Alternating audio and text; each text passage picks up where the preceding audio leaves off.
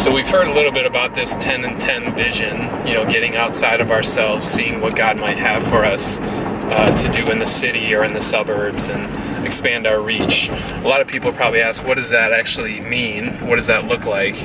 As you dream and think and pray about it, do you have any practical examples of how you see it playing out? Yeah, it's a great question. There's a couple of things that are strong themes that emerge.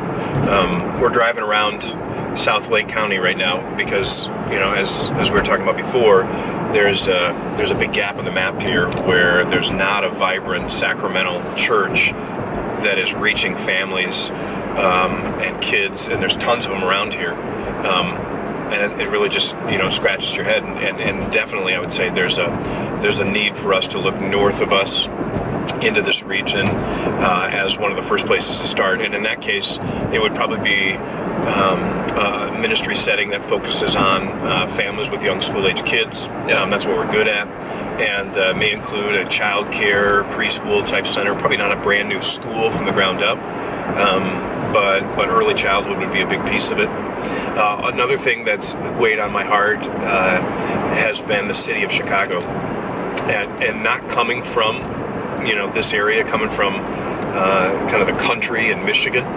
This is a whole new experience for me, and we used to come to Chicago on field trips.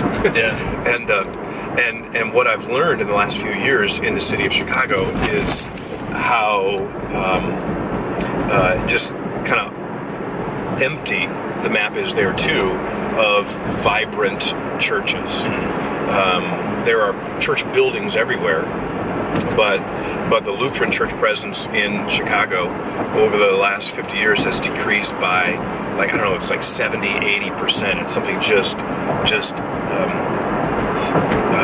inexcusable, really is what it is. Sad to see. And so what I would love to do, and I've talked to a lot of people in the district about this already, I'd love to be able to go back into the city and pick a handful of spots there. We'll start with one that we know we can succeed in, but then quickly get to 4 or 5 or 6 or more, restarts in the city of Chicago.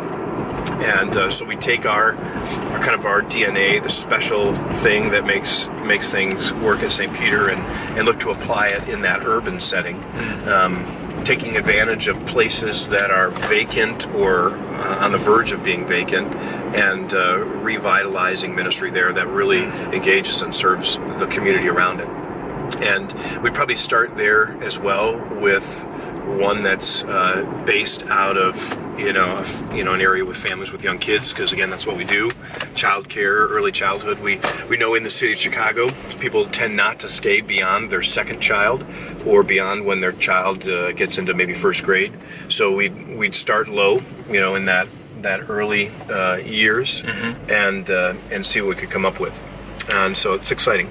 So when we say 10 new starts, we're not necessarily saying here's another St. Peter, it looks just like St. Peter, and we're replicating it over here. It could look totally different depending on the site.